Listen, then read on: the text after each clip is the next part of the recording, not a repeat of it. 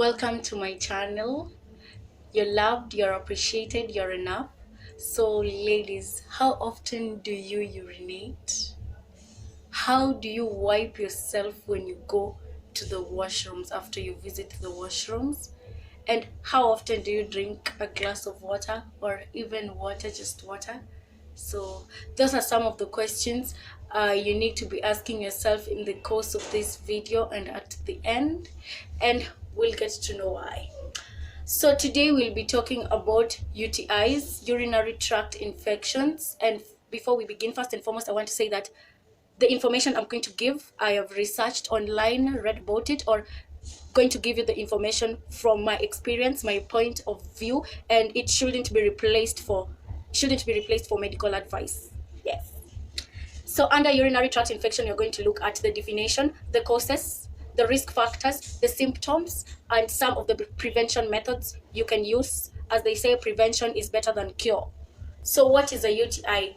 A urinary tract infection is the entrance of bacteria inside your urethra, and hence they begin multiplying in the urethra. The causes, as I've said, it's the entrance of bacteria. So it is caused by bacteria such as E. coli, Klebsiella, Pseudomonas, and Enterobacter, if I'm not wrong. It's so hard. I had to do a lot of research so that I can be here and give you this information. Prior, I had asked a question on my gram for those who know about UTIs, and okay, a good number of you know about it, but I'm not really sure if you know the in things about it. So that's why I'm still doing it regardless. And if you do know, yeah, good for you. Yes. And if you're watching this, it's either you've been infected by UTIs or not. And if not, I say you're lucky, because now you'll have all the information at the tips of your fingers. So I was talking about the causes. I said Klebsiella, E. coli, Enterobacter. These are normally, they are like E. coli is a normal flora. A normal flora is a bacteria that protects your body at the part where it's supposed to be. Like E. coli is supposed to be in the GIT. So it protects the GIT. Again, it is like an immunological defense. But when it is deposited at an area or a site of the body where it is not purposed to be, then it could lead to some pathological effects, now such as the UTI. Yeah, those are the causes: E. coli, Klebsiella, Enterobacter, among other microorganism bacteria. So we'll go to the signs and symptoms. Signs and symptom 1, you'll have the frequent urge to urinate, and this is so annoying. It doesn't even care where you are. Personally, I've been infected by UTIs and it's annoying. And what's worse, symptom number 2, that when you go to urinate, it's only a small quantity of urine that is being passed out. Isn't that just so annoying and pissing you off? Like, you've gone to piss and it's a small quantity of urine that is coming, and you have that frequent urge to urinate. It's annoying because, like, let's say you're in a class setup, and every time you have to excuse yourself to go to the washrooms, and people will be like, they could misunderstand you for like you're going for other businesses, but that is not the case. So we've said frequent urge to urinate, small quantity of urine being passed out, and this urine usually has a strong smell or pungent smell. And the third thing is pain around your pelvic area. Let's say the hip region, you'll be feeling a lot of pain or just tenderness, but pain along your pelvic region, sorry.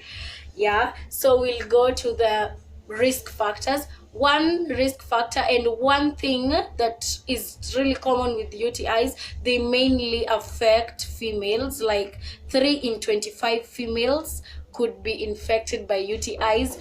But no, not 3 in 25, that is for men. Men, it is 3 in 25 men could have a UTIs, while for females it's 10 in 25 females. Isn't that just unfair? But we'll get to know why. So the risk factors would include the female anatomy. If you look at the way the female's body is organized, the urethra of the female is shorter than the urethra in the males. As we said, bacteria enters through the urethra, so it takes a little time for the bacteria to travel and start multiplying in your urethra. So you should just be careful, take care.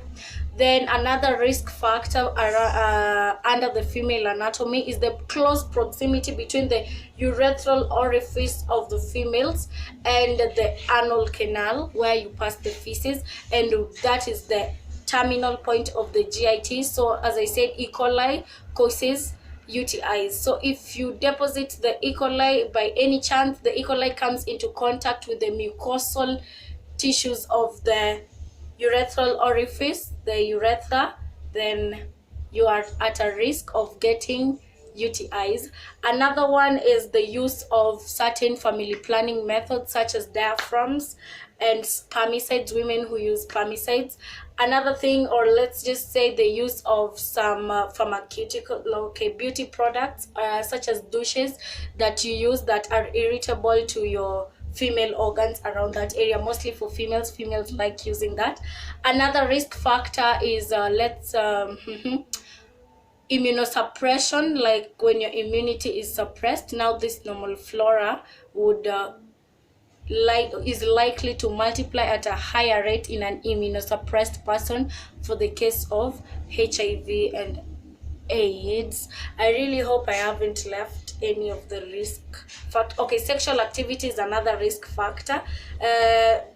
As we said, it is more common, mainly will affect the female. Females are more likely to get these UTIs. So sexually active female is more likely to get the UTIs than an unsexual or a celibate female. Yeah, that is another risk factor. So we've looked at the definition, the symptoms, the causes, the risk factors. Let me tell you some of the prevention methods. For the females, this I think only applies to the females. It would be to urinate before and after sexual activity, before and after coitus. So if you care about yourself, really, I think, yeah, you just have to urinate before and after sexual activity so that the bacteria that would have been which may have been deposited at your urethral orifice, near the urethral orifice, inside the urethral orifice, is flushed out. Another thing, you should have a high tendency of drinking water. Drinking water will make your urine dilute and so will cleanse your urinary tract, lowering your chances of getting UTIs. Another one, I'm not really sure, I think it's more in the prevention or maybe just treatment, but only treats the UTIs that are caused by E. coli, is to drink or eat cranberry, to drink it as juice or eat it as a fruit. So if you have a chance, if you can get cranberry, yeah, you can use that. I hope you've learned a lot, but one thing, drink a lot of water, urinate frequently, urinate before and after sex. Take care of yourself, especially ladies. I'm not really saying that men cannot get UTIs. You can get UTIs, so take care too. And also teach your girlfriend, teach your sister. If you have a daughter, teach your daughter. You still be a parent in future, so you need this information at hand. Teach your house helps to.